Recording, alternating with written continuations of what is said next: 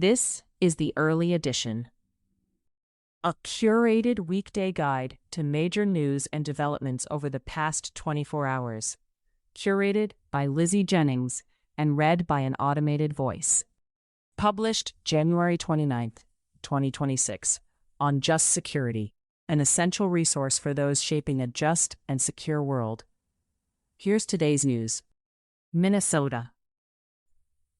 2 Customs and Border Protection agents involved in killing Alex Preddy in Minneapolis last week have been placed on administrative leave, the agency said yesterday, adding that the leave is standard protocol. While an agency spokesperson said they had been on leave since Saturday, Border Patrol Commander Gregory Bovino had said on Sunday that all agents that were involved in that scene are working, not in Minneapolis, but in other locations, adding, "That's for their safety." Gregory Svirnovsky reports for Politico. Preddy was forcefully taken to the ground by federal immigration agents after kicking out the tail light of their vehicle during a Minneapolis protest 11 days before he was shot and killed. Videos that emerged yesterday show. Michael Bisaker and Jesse Badame report for AP News. ICE officers were directed yesterday to avoid engaging with agitators as they carry out their immigration enforcement crackdown, according to internal guidance reviewed by Reuters. The new guidance also orders federal immigration agents to target only immigrants with criminal charges or convictions. When asked about the new guidance, the White House said, "There are ongoing conversations about how to most effectively conduct operations in Minnesota. No guidance should be considered final until it is officially issued." Christina Cook and Ted Hessen report.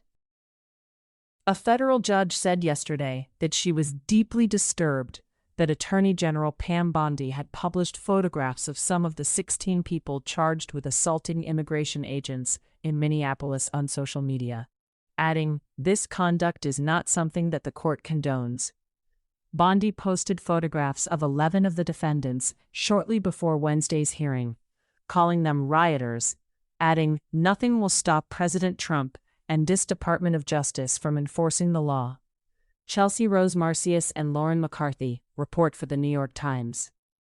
White House officials hope that border czar Tom Homan can calm concerns about the Trump administration's aggressive enforcement actions in Minnesota and help avert a partial government shutdown ahead of Friday's funding deadline. It's all wait and see.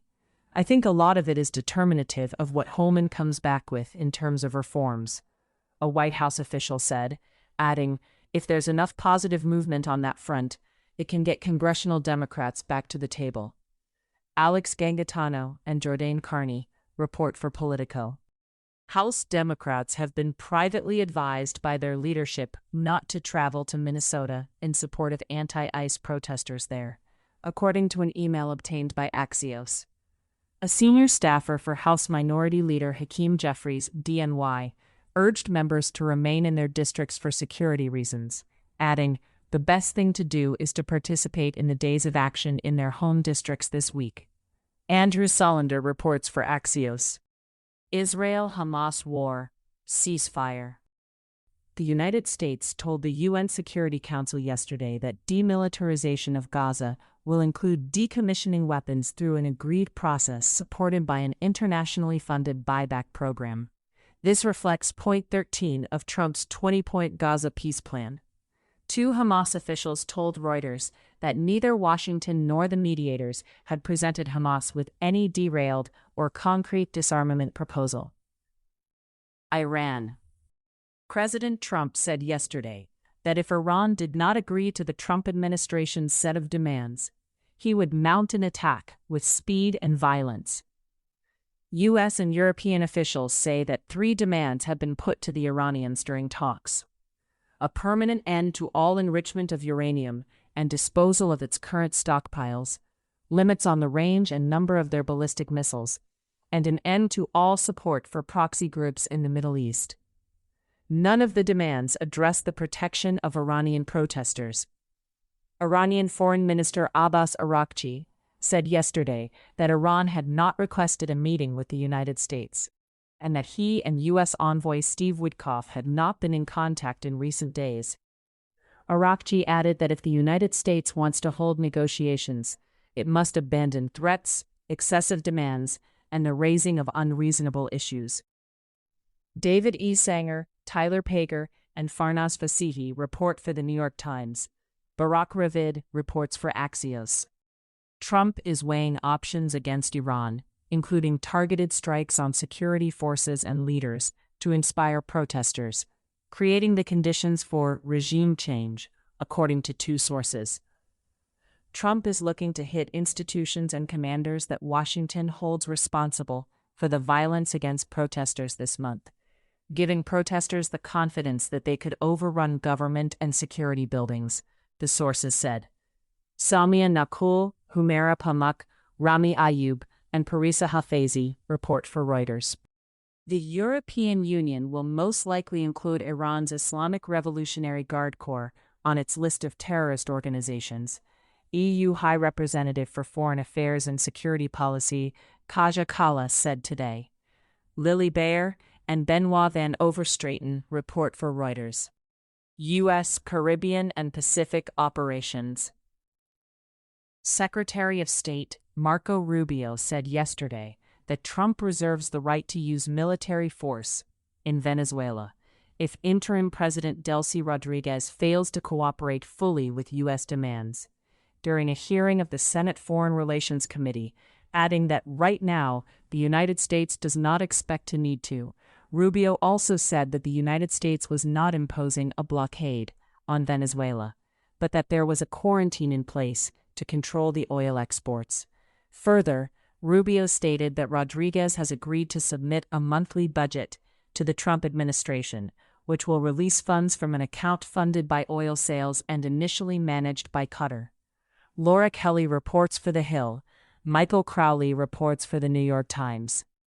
The United States is transferring to Venezuela a tanker it seized this month, two U.S. officials told Reuters. The officials did not say why the tanker was being returned. Idris Ali and Phil Stewart report. Other global developments. 32 Palestinian families in Silwan, East Jerusalem, have been handed eviction orders in favor of an Israeli settler organization which has already taken over parts of the Palestinian district, according to an order from Israel's Supreme Court, seen by Reuters. Ali Sawafta reports. Corneille Nangaa, the leader of the Alliance Fleuve Congo, which includes the M23 group, told Reuters that the December 4th deal between Kinshasa and Washington on the Democratic Republic of the Congo's critical minerals was deeply flawed and unconstitutional. Nangaa also accused Kinshasa of blocking peace efforts, saying ceasefire commitments discussed in Doha talks, mediated by Qatar with U.S. backing, had not been implemented. The DRC government rejects those claims, blaming the rebel group for the continued violence. Nangaa also said that the AFC was working with neighboring Rwanda and Uganda on security issues, but denied receiving support from Kigali. Reuters reports. Tech developments. China plans to launch space-based AI data centers over the next 5 years, Chinese state media reported today. Lori Chen reports for Reuters. NVIDIA helped China's DeepSeek hone AI models that were later used by the Chinese military. House Committee on Strategic Competition between the United States and the Chinese Communist Party Chair, John Moulinar, RMI, said in a letter seen by Reuters yesterday. According to NVIDIA records, NVIDIA technology development personnel helped DeepSeek achieve major training efficiency gains through an optimized co-design of algorithms, frameworks, and hardware. Moulinar said in the letter to Commerce Secretary Howard Lutnick. City council members in Madison, Wisconsin, voted unanimously this month to temporarily ban the construction of large data centers for 1 year. Tyler Katzenberger reports for Politico. U.S. Foreign Affairs. Technical talks between the United States, Denmark, and Greenland over an Arctic security deal are underway, Rubio said yesterday. The foreign ministers of Denmark and Greenland agreed earlier this month to create a working group to address any differences with the United States. It begins today, and it will be a regular process, Rubio said. We're going to try and do it in a way that isn't like a media circus every time these conversations happen. Amr Madani reports for AP News. The United States said yesterday that it would lift a suspension of aid to Somalia after claiming that authorities in Mogadishu had taken responsibility for the disruption of World Food Program aid that led to the suspension. The Somali government did not respond to a request for comment. AP News reports. State Department officials have held several covert meetings with leaders of the Alberta Prosperity Project, APP, a far-right separatist group seeking to make the Western Canadian province independent, according to sources. APP is seeking another meeting next month with Treasury officials to request a $500 billion credit facility to help fund the province if an independence referendum, which has yet to be called, passes. A State Department official said the department regularly meets with civil society types. As is typical in routine meetings such as these, no commitments were made. Ilya Gridneff and Miles McCormick report for the Financial Times. U.S. immigration developments. ICE has been using Palantir's generative AI tools to sort and summarize immigration enforcement tips from its public submissions form. According to an inventory released yesterday, of all use cases the Homeland Security Department had for AI in 2025. The AI-enhanced ICE processing service is intended to help ICE investigators to more quickly identify an actions tips, as well as translate submissions not made in English. It also provides a BLUF, defined as a high-level summary of the tip, produced using at least one large language model. Caroline Haskins and McKenna Kelly report for Wired. An immigration judge yesterday granted asylum to Chinese national Guan Heng, who has been in custody since being swept up by immigration enforcement in August 2025. Guan in 2020 secretly filmed detention facilities in Xinjiang, adding to a body of evidence of widespread rights abuses against ethnic minorities in the region, particularly the Uyghurs. Didi Tang reports for AP News. Democratic legislators are intensifying efforts to restrict and challenge federal immigration policies in their states. A Colorado bill introduced this month would enable individuals to sue federal law enforcement officials for civil rights violations. A Delaware bill would prevent commercial airlines from receiving jet fuel tax exemptions if they transport people detained by ICE without warrants and due process. Following Preddy's shooting on Saturday, a California lawmaker said he would sponsor two bills, one requiring any shooting by an ICE agent to be subject to an independent state investigation, and another to bar ICE from using state properties as a staging area for federal operations. David W. Chen reports for the New York Times.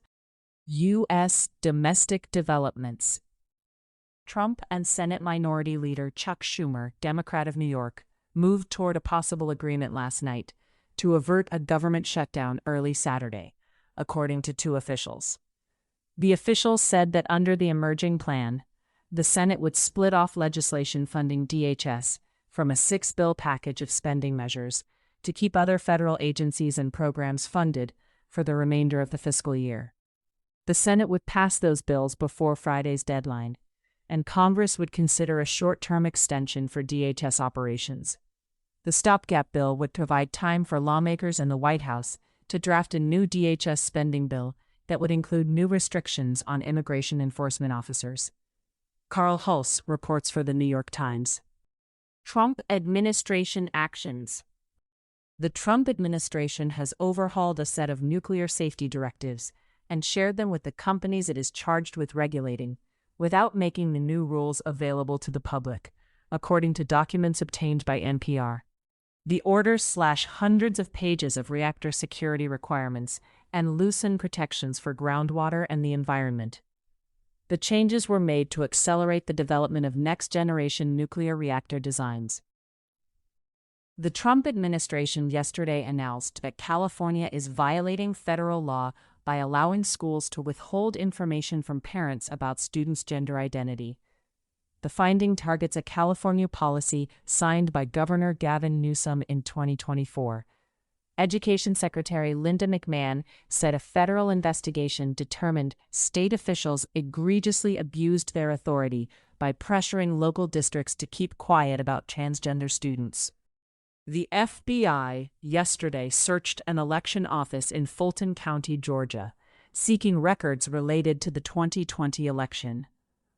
Among the 2020 election documents sought are ballots, tabulator tapes from the scanners used to tally them, electronic ballot images, and voter rolls. An FBI spokesperson said agents were executing a court-authorized law enforcement action. Kate Brumback reports for AP News. Trump administration litigation. The chief federal judge in Minnesota yesterday rescinded an order he had issued on Tuesday summoning ICE acting director Todd Lyons to appear before him to explain why he should not be held in contempt. In the new ruling, the judge said that contempt proceedings could resume if the violations continue, noting that ICE had violated nearly 100 court orders in the state and had disobeyed more judicial directives in January alone than some other federal agencies have violated in their entire existence. Alan Fire reports for the New York Times. A federal judge yesterday evening issued a temporary restraining order directing federal agents to stop detaining and deporting refugees in Minnesota who were lawfully admitted to the United States, and to immediately release those currently held for re-examination of their cases. Miriam Jordan reports for the New York Times. In case you missed it, yesterday on Just Security. Artificial Guilt, a Practitioner's Guide to Criminal Liability in the Age of Gen AI. By Joshua Geltzer and Jeff Habenicht. America alone runs counter to U.S. public's preferences for robust global engagement. By Beth Van Schaak and Claudia Sung. Pursuing Truth, Not Peace. International Court's Limited Ability to Help End Wars. By Arthur Traldi. Thank you for listening to Just Security's early edition today, January 29, 2026. If you enjoy listening, Just Security's analytic articles are also available in audio form on the justsecurity.org website. To stay up to date on Just Security's analysis of law, policy, and current events, go to justsecurity.org, subscribe to Just Security on Substack, and follow us on LinkedIn, Blue Sky, Facebook, Instagram, and Threads.